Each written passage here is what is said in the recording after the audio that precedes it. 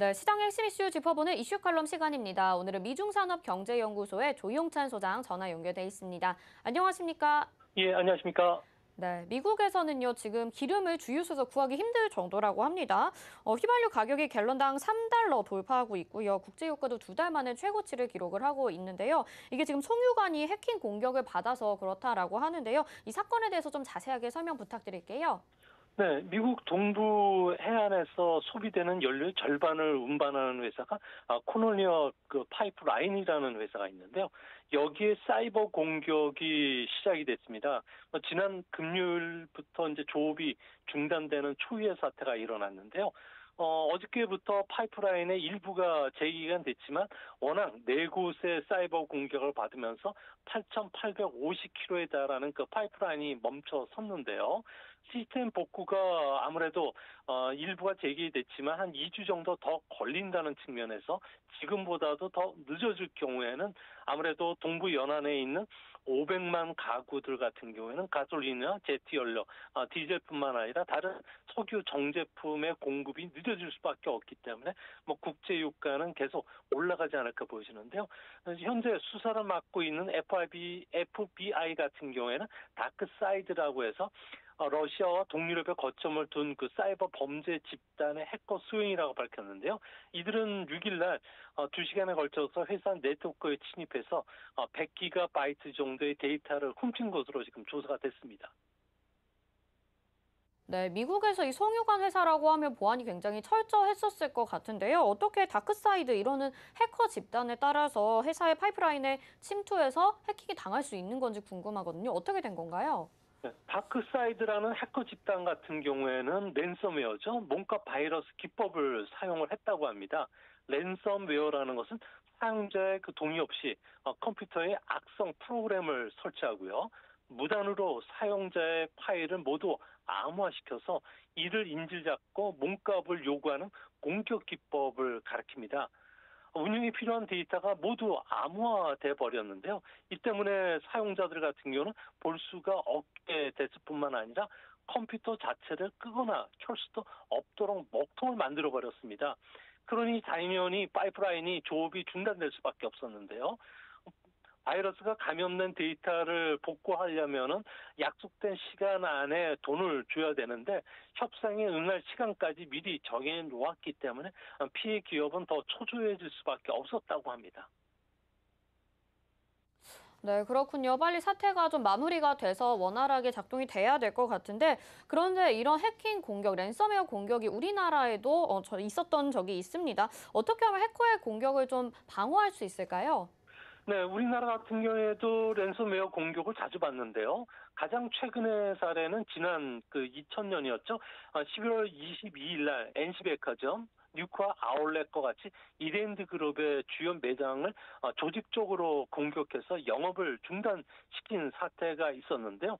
50개 매장 중에서 23곳이 영업이 중단이 됐다고 합니다. 랜섬웨어는 PC는 물론이고 최근 들어와서는 스마트폰, 카메라까지 거의 모든 존재하는 그 디지털 제품 운용 체계에서 활동하도록 되어 있는데요.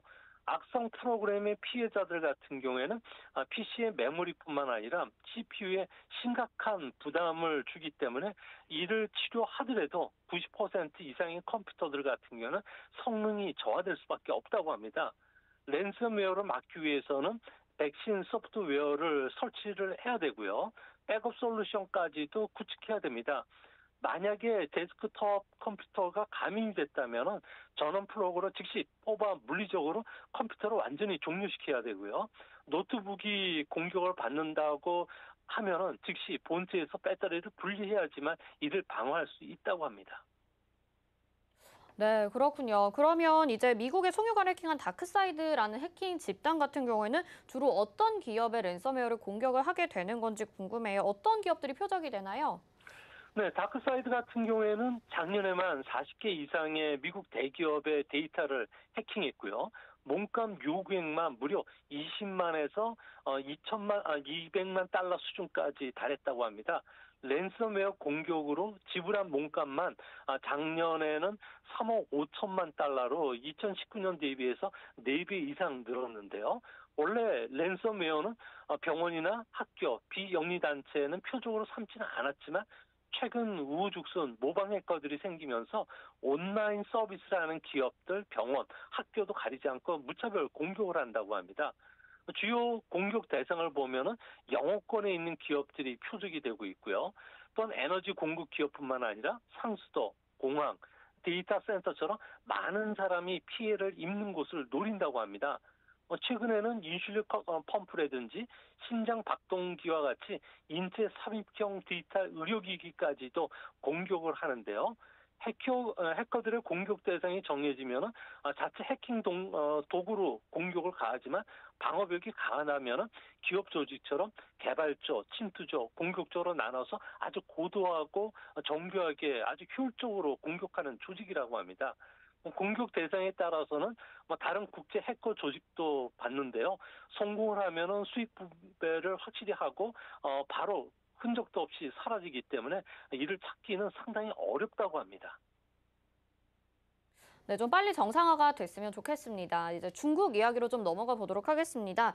화요일에 중국에서 2020년에 실시한 인구 조사 결과가 발표가 됐습니다. 이번에 좀 특징적인 게 있었다고 하는데 어떤 부분인가요?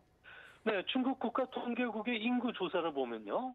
중국의 인구는 14억 1천만 명 정도로 1년 사이에 1,200만 명이 늘었다고 하는데요.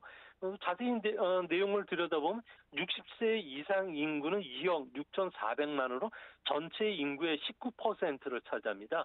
10년 전과 비교해 보면 무려 5%포인트 이상 지금 늘어났고요. 또한 그 신생아 숫자를 보면은 1,200만 명으로 작년보다 18% 감소하면서 6년 연속 줄었는데요. 이제 중국도 저출산, 고령화 사회로 빠르게 진행되고 있는 그런 모습입니다. 벌써 부자도 되기 전에 고령 사회를 맞고 있는데요. 더군다나 상상 가능 인구죠. 15세부터 59세 인구를 보면은 8억 9천만 명 정도에 달하는데요. 전체 인구의 차지하는 비중이 63%입니다.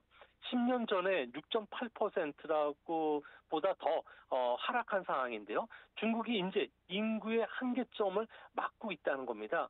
그동안의 임금 보너스 효과로 인해서 세계 경제의 자원 소비뿐만 아니라 세계 성장 동력의 주요 원인 역할을 해왔는데 이제 앞으로는 노동력 감소 또 부양 인구가 증가하고 이 때문에 소비 수요가 둔화되면서 잠재 성장력이 계속 축소가 될 가능성이 높습니다. 현재 중국의 잠재 성장률은 6% 전후로 지금 보여지는데요. 2025년에는 4%대로 하락하기 때문에 중국이 그동안의 세계 성장에 기여했던 역할들이 이제 앞으로는 많이 축소될 가능성이 있지 않나 보여집니다. 네, 그런데 이게 지금 14억 명 정도로 추정이 됐는데 중국 통계를 믿을 수 없다 보니까 전문가들이 아마 1억 명 정도 더 줄을 거다. 실제로는 13억 명이 안 될 거다. 이렇게 이야기를 하고 있습니다. 중국의 실제 인구가 13억 명이 안 된다는 근거가 있나요? 네, 이번 인구 조사 통계를 가만히 들여다보면은 의문투성이가 한두 곳이 아닙니다. 중국은 매년 1,200만 명의 신생아가 태어나고 사망자는 900만 명 정도인데요. 이렇게 보면 자연 인구 증가율은 300만 명 정도에 불과합니다. 근데 작년에 인구가 1,200만 명이 증가했다는 출처가 어느 곳에서도 지금 확인이 되지 않고 있는 상황입니다. 이 때문에 많은 인구학자들 같은 경우에는 중국 인구 통계는 출생아는 좀 부풀려져 있고 사망자는 축소됐다고 합리적인 의심을 모두 갖고 있는데요. 실제 신생아 수를 계산한 그 자료를 보면은 800만에서 900만 정도에 불과하고요. 사망자는 1천만 명 이상으로 추정이 됩니다. 이를 근거로 보면은 중국의 총 인구는 공식적인 인구보다 1억 명 이상 적은 12억 5천만 명에서 6천만 명 정도에 불과하다고 보여지는데요. 지방 정부가 이런 통계 조사를 하는 이유는 아무래도 실적이 좋아야지 승진을 하는 공산당 체제의 모순상 없어도 있어 보이게 하는 통계 마사지를 아무렇지는 않게 진행해온 것은 아닌가 보여지고요. 특히 인구 감소 속도가 특히 신생아를 중심으로 해서 빠른 속도로 늘어나는 것은 아무래도 가임기의 여성들이 많은 90년대생 여성들 같은 경우에는 자식을 낳는 것보다는 자유라든지 경력 충실을 상당히 하고 있다는 점이고요. 대도시에서는 높은 생활비뿐만 아니라 중국에서는 돈 먹는 3대 기가 있다고 합니다.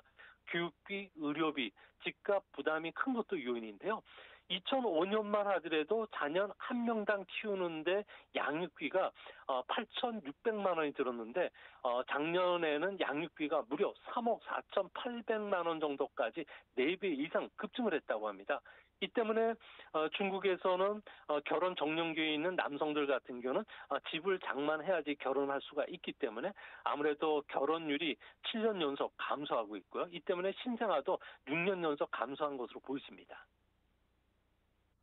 그렇다면 이런 통계 조작을 중국 지도부가 모르지 않을 것 같은데 왜 이렇게 그대로 발표를 한 건가요? 네, 당초 인구 조사 같은 경우에는 그 1월 10일 날 발표할 예정으로 있는데요. 4월 초로 연기됐다가 다시 5월 11일에 돼서야 인구를 발표했습니다. 뭐 일부 자료에 문제가 있어서 수정이 필요했기 때문인 것으로 보여지는데요. 이 때문에 국가통계국 같은 경우는 이런저런 이야기가 나오니까 여론도 감시하고 즉각 이런 불순한 여론이 있으면 중앙에 보고하라는 이례적인 지침까지 하달했다고 하는데요. 아무래도 인구학자들이 주장하는 12억 5천만 명 인구로 실제 인구가 사실이라면은 세계 인구 1위 국가는 인도라는 겁니다. 그렇다면은 중국의 지금까지 펼쳐왔던 재정 정책, 사회복지 정책, 부동산 정책, 또 국가 경제 전략 같은 게 모두 허구 위에 세워진 사상 누각에 불과하다는 것이 결론이 나게 되는데요. 인구 통계 자체가 부실하니 아무래도 GDP 통계도 과대 포장됐을 가능성이 높다는 겁니다. 악성 채무까지 반영한 실질 성장률은 발표치보다 절반 이하로 떨어졌을 것으로 보여지는데요. 이 때문에 결국 제대로 된 인구 통계라든지 GDP를 발표한다면은 공산당의 집권 논리가 무너지는 만큼 통계 마사지라는 호랑이의 방울에 호랑이 목에 방울 달 생각은 아무도 안 하는 것 같이 보이고요. 또 진실을 계속 은폐하는 이런 작업들이 앞으로 계속 진행이 되지 않을까 보여집니다. 네, 정말 중국은 잘 모르겠습니다. 오늘 말씀 여기까지 듣겠습니다. 고맙습니다. 예, 감사합니다. 네, 미중창업 경제연구소의 조용찬 소장과 함께했습니다.